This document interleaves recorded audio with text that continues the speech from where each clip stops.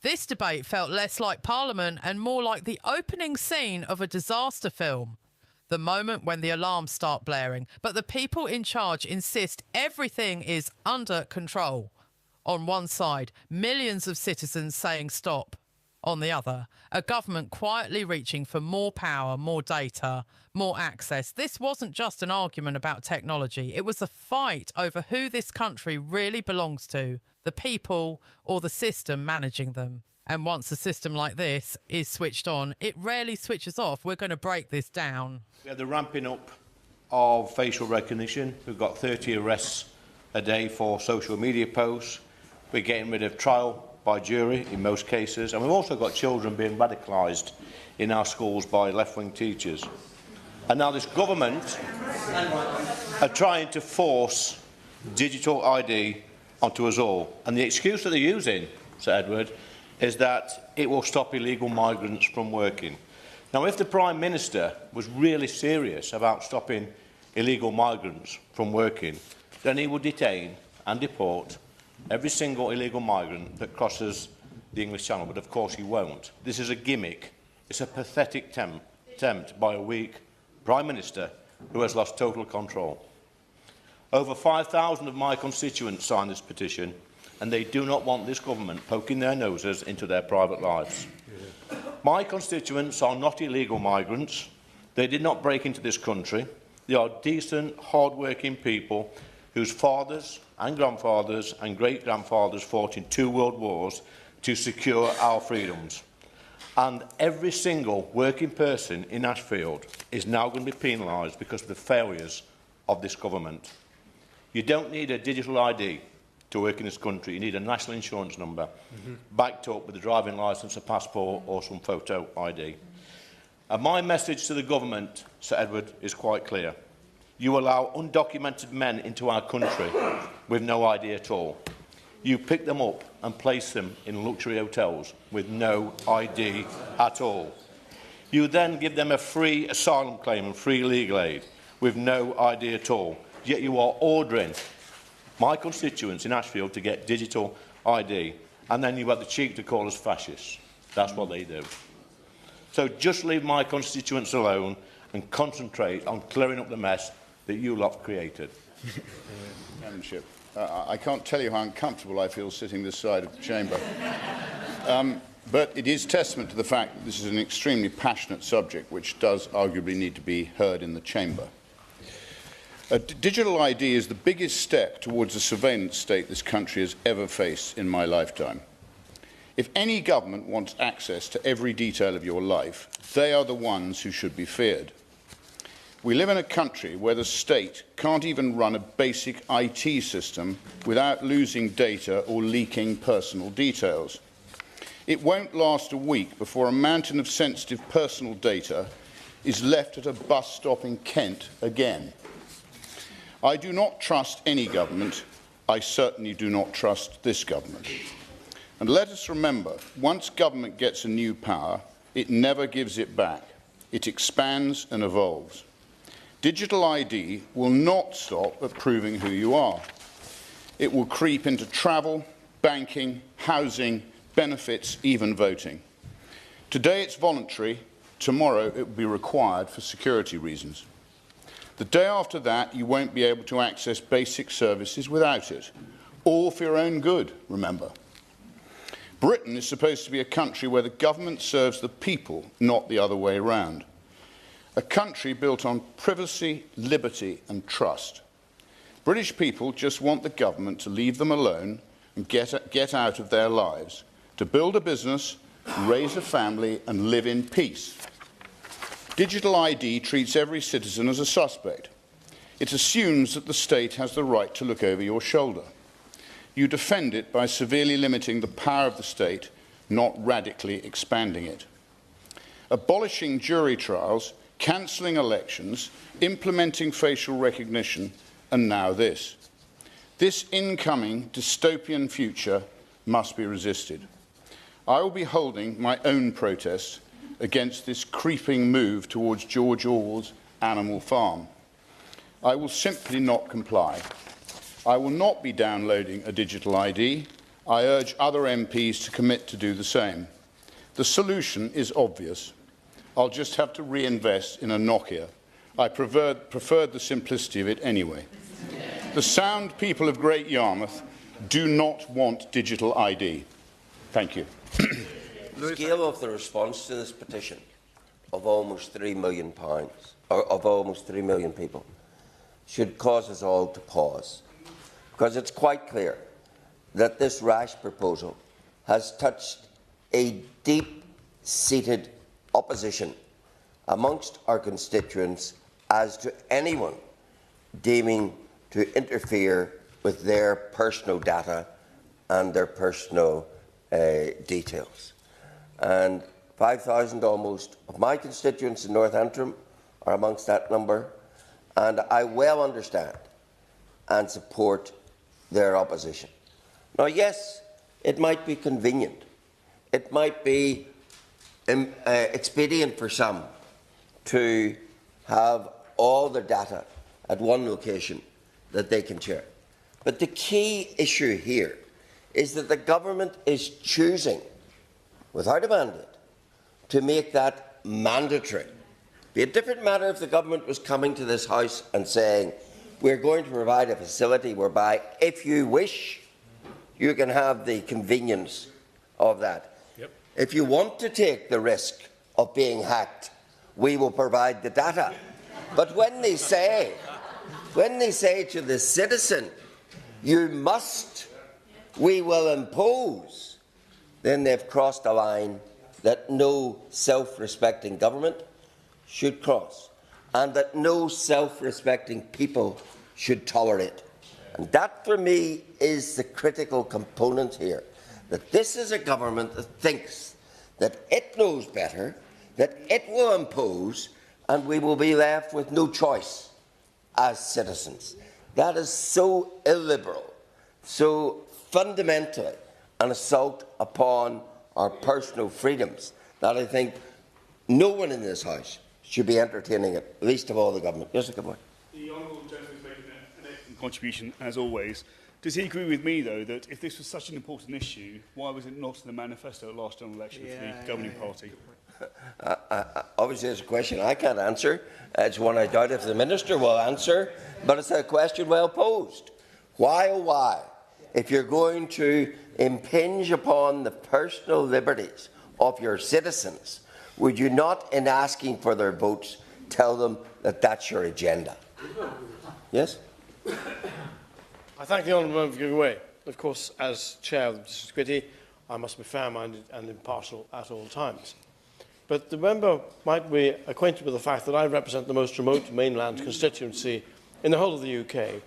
And just let me put this point, we do know what digital exclusion is. Yep. And representing a constituency in North Antrim, I know many parts of my constituency where you cannot get the digital connections that are supposedly promised, and I know what digital exclusion is in that regard as well. So this is a proposition so flawed, no matter which way you look at it, but most fundamentally flawed in the compulsion that it brings. The final point I wanted to make to the Minister is this. Whatever happens on this subject matter, and I trust it is ditched in its entirety, but whatever the ultimate outcome is, it has to be a nationwide outcome. Because too often I've seen in my part of the United Kingdom differences of treatment which add to the already obnoxious situation where we're partitioned by an Irish Sea border. We don't want partitioned on a digital border as well. Order, order. Robbie Moore to move the motion. Thank you, Sir Edward, and it is a pleasure to introduce today's e-petition debate under your chairmanship. I beg to move that this House has considered e-petition 730194 relating to the introduction of mandatory digital ID cards. It is a pleasure to open the debate today on behalf of the Petitions Committee, and can I thank all organisations and individuals that I have met with in preparation for the debate. Sir Edward, nearly 3 million people have signed today's petition. It is the fourth most signed petition in the history of parliamentary e-petitions, comparable only to the recent petitions calling for a general election. It is obvious why the plans to bring in digital ID have provoked such an outrage. They are fundamentally un-British and strike at the core political traditions in this country. There are colleagues from all parties opposed to these measures: the Conservatives, the Greens, Reform, Lib Dems, Labour backbenchers, the SNP, Plaid Cymru, independent MPs and colleagues from Northern Ireland. In fact, even several ministers in this government have in the past voiced their opposition to compulsory identity documents, and I will give way. Thank you, for the avoidance of doubt, I'm only on this side of the House, because it's the Westminster Hall so packed, it's the only remaining chair. I have not defected to the Labour Party, and never will. Or to anyone else. Very quickly, can he confirm this was not in Labour's general election manifesto, so they have absolutely no electoral mandate to extend the surveillance state over the people of this country with this gimmick? Sir Edward, I could not agree with my right honourable friend enough. So that begs the question: who actually is in favour of these proposals other than the Prime Minister himself? Despite the consistent opposition to identity documents, this is not the first time that they have been forced on the British public. The first ID card in this country came during the Second World War, with cards that could be demanded from the public by a police officer subject to 6 months imprisonment if not shown.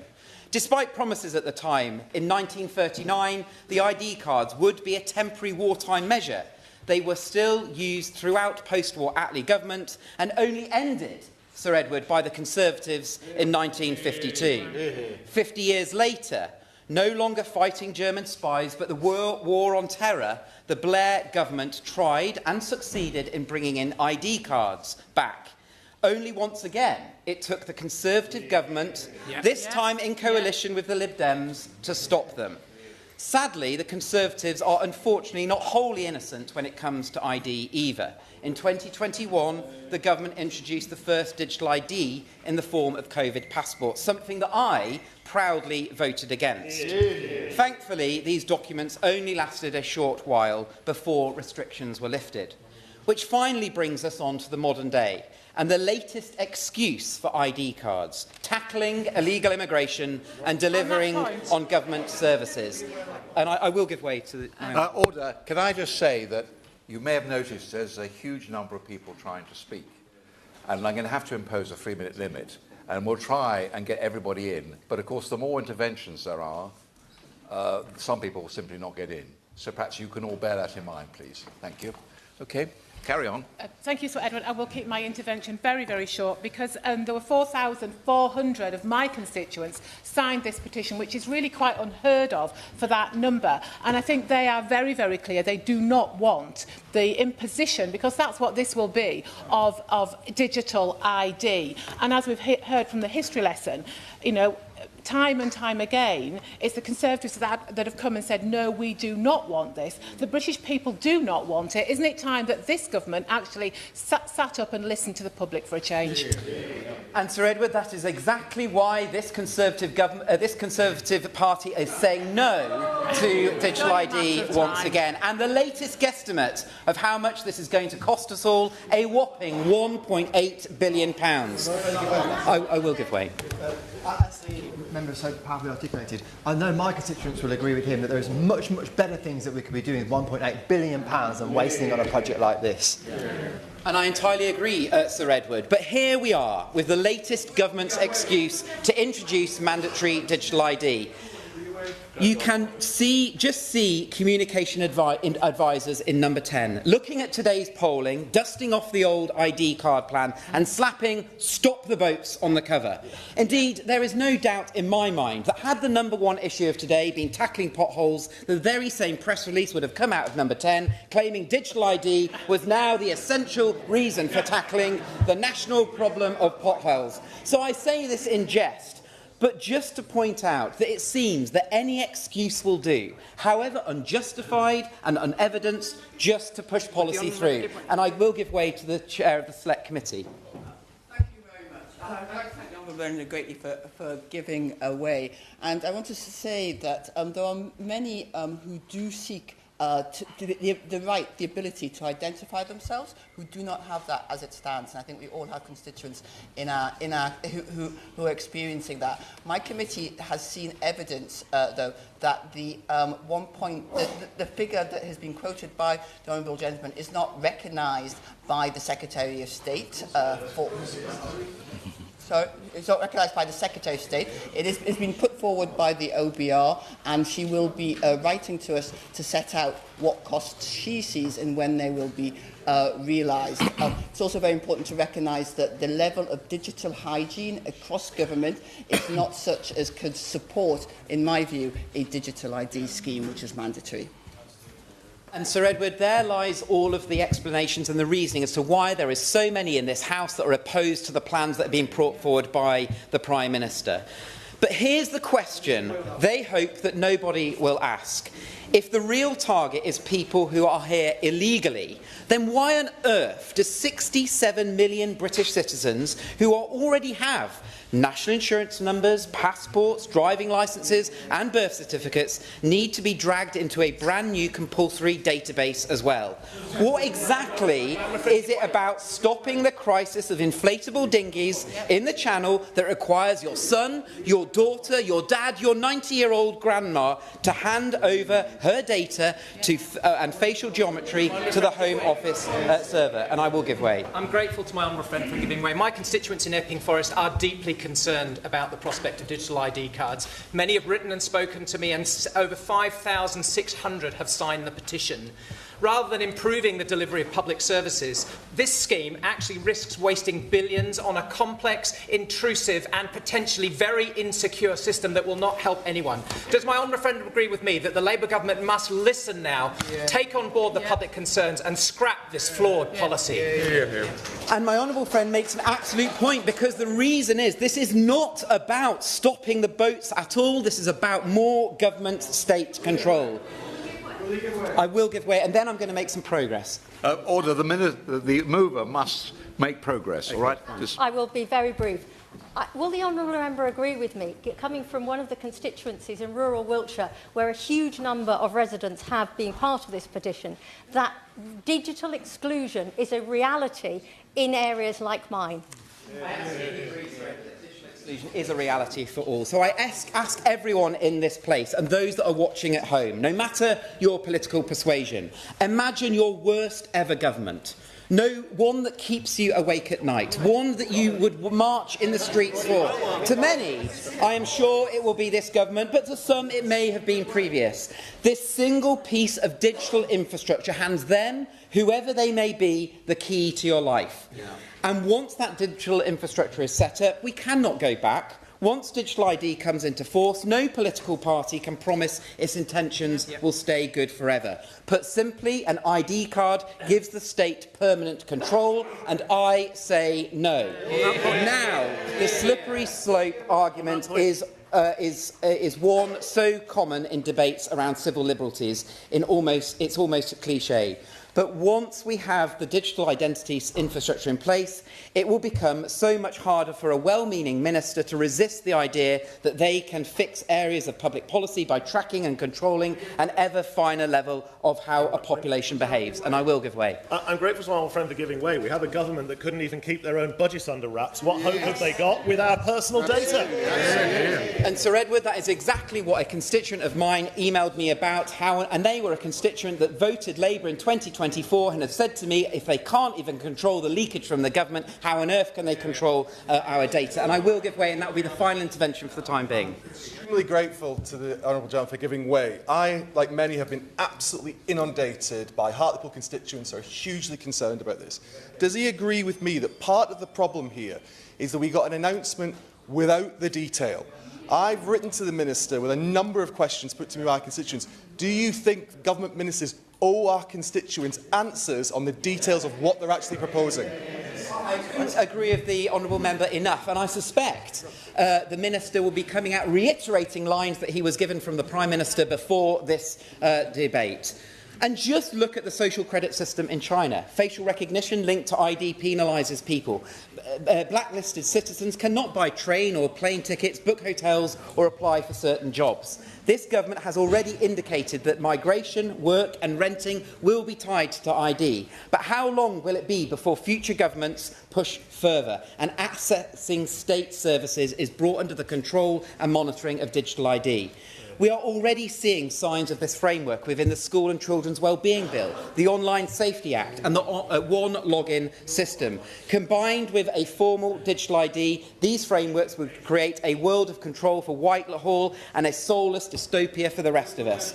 Together, they replace the honesty of decency of human-to-human interaction with opaque, mechanical, computer-says-no future. The scary truth is that the appeal of control and ID cards lies within anyone who has access to power, and it takes conscious effort in every one of us to resist this temptation. Power does corrupt, and absolute power corrupts absolutely, and I will give way.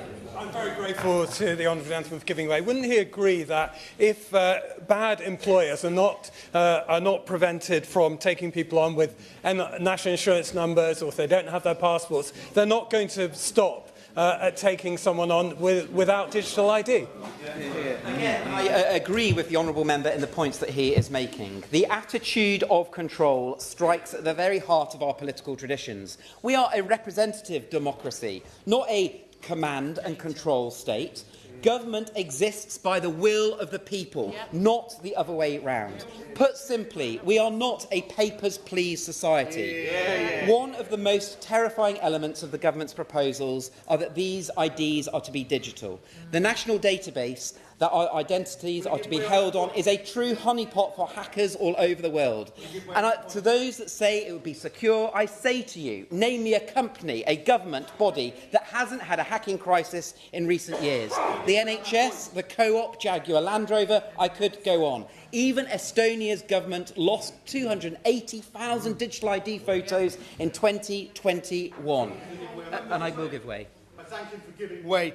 Does he share my concerns that this scheme could put constituents' most sensitive data into the hands of private, perhaps overseas individuals who may have neither our constituents nor our country's interests at heart?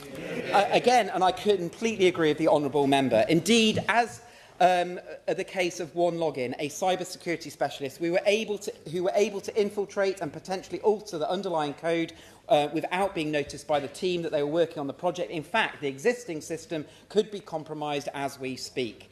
We are assured by advocates of digital ID that clever technology will protect the data. But as I've outlined already, there is temptation to further integrate data within the system will be extremely strong. So therefore, how will it be that someone suggests security features are removed to make a system more efficient?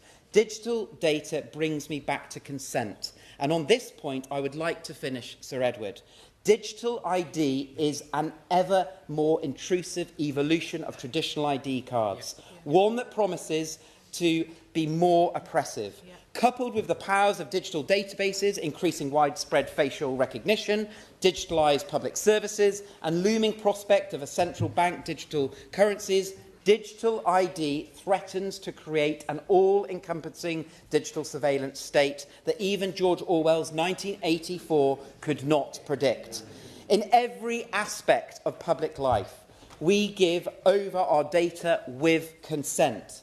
Yet digital ID turns that notion on its head, insisting that we hand over data to simply function in society and potentially for reasons we cannot consent to in advance. Final intervention, yeah. One of my friends making a fantastic speech, but does he agree with me that this is just the latest example of this Labour government trying to push through something that was not in their manifesto, and therefore this House must do all it can to stop it from being a reality? Again, I absolutely agree with my honourable friend, and therefore who else other than the Prime Minister is really wanting to drive this through? I doubt if the government expand the scope of digital ID after their initial implementation that they will be kind enough to offer an opt-out clause to anyone who has signed up. People up and down the country, 3 million who have signed today's petition, can see that this scheme is a disaster waiting to happen. I will give way to the chair of the Petitions Committee, and then that will be... As the chair of the Petitions Committee, I'd like to thank the honourable member for making an excellent speech. 3 million signatures. I want to apologise to everyone here for there not being enough space in here for the number of members who have turned up. I thank them for turning up. I think it poses a question for the House we must settle in the future. And I couldn't agree more with that point. It just shows the strength of feeling on this issue. There are thousands deeply offended by the intrusion on their civil liberties, thousands sceptical that Whitehall will be able to pull off such a complex scheme, and thousands who are digitally excluded, terrified of computer says no future. So the government should give up now, because those on this side of the debate will never give up. Whether today's identity cards are stopped before they are implemented, the last few months, as they were in the last few months of 2010, or over a decade ago... Now on to the roast, because that was not just a debate. That was a warning flare fired straight into the chamber. What you just watched was not chaos. It was coordination. MPs didn't stumble into this argument. They walked into it with receipts, with constituent signatures, with history, and with a very clear line drawn in the sand. The trap was set early. This isn't about convenience. It isn't about efficiency. It's about compulsion. And once that word entered the room, everything else became secondary. The framing was devastatingly simple. Millions of people have already proved who they are. National insurance numbers, passports, driving licences, birth certificates. So the question wasn't why digital ID? It was why everyone. Why the pensioner? Why the shop worker? Why the rural communities with patchy signal? Why the people who have done absolutely nothing wrong? That's the trap. Because once you ask that question, the policy has nowhere to hide. And watch how the defence responds. Or rather, how it doesn't. The language turns foggy. Convenience. Efficiency. Future services. These are not answers. They're verbal bubble wrap. They sound protective, but they contain nothing. Translated into plain English, it goes like this. Trust us now, we'll explain later. And history tells us that later never comes. You heard repeated references to choice, voluntary, optional, flexible. But here's the trick. Every system that becomes mandatory always starts life as optional. That's not paranoia. That's pattern recognition. Today, it's access. Tomorrow, it's eligibility. The day after that, it's compliance. Not through force, but through friction. Suddenly, things just don't work unless you opt in. And when opting out becomes impossible, the argument is already over. What really cut through this debate wasn't ideology, it was humanity. Constituents were not abstract data points. They were emails, petitions, thousands of names attached to one simple demand: leave us alone. These weren't people asking for special treatment. They were asking not to be treated like suspects. And that contrast matters. Because while citizens talked about privacy, work, dignity and trust, the policy spoke only in systems, frameworks and infrastructure. This is where the human versus policy collision becomes unavoidable. Real people live messy, offline, complicated lives. Policy loves neat boxes, databases, centralised control. And every time government says it's just administration, what they really mean is you now exist primarily as a record. Once that shift happens, the relationship changes. You stop being served. You start being managed. And the stakes go far beyond identity cards. This debate dragged in everything, orbiting it: data leaks, IT failures, digital exclusion, cost matters, billions matter, especially when public trust is already fragile, especially when people have watched systems fail, files lost, and accountability evaporate. The argument wasn't this will definitely go wrong. It was more damning than that. Even if it works, it changes the balance of power permanently. That's the bigger picture. This isn't a one-off policy experiment. It's part of a wider instinct. It's centralise, monitor, standardise. Every time there's a problem, the solution offered is more tracking, more oversight, more data collection. And every time the public is told it's for their own good. But leadership isn't about adding controls, it's about knowing when not to. Which brings us to the character verdict. This wasn't the performance of a tyrannical government. It was worse. It was managerial, box ticking, detached, a belief that if something looks tidy on a flowchart, it must be good for the country. No malice. Just blindness, the kind that assumes resistance is ignorance and opposition is inconvenience. And that's how freedoms usually erode, not through villains, but through administrators who think they know best. So here's where this lands. And this is where you come in.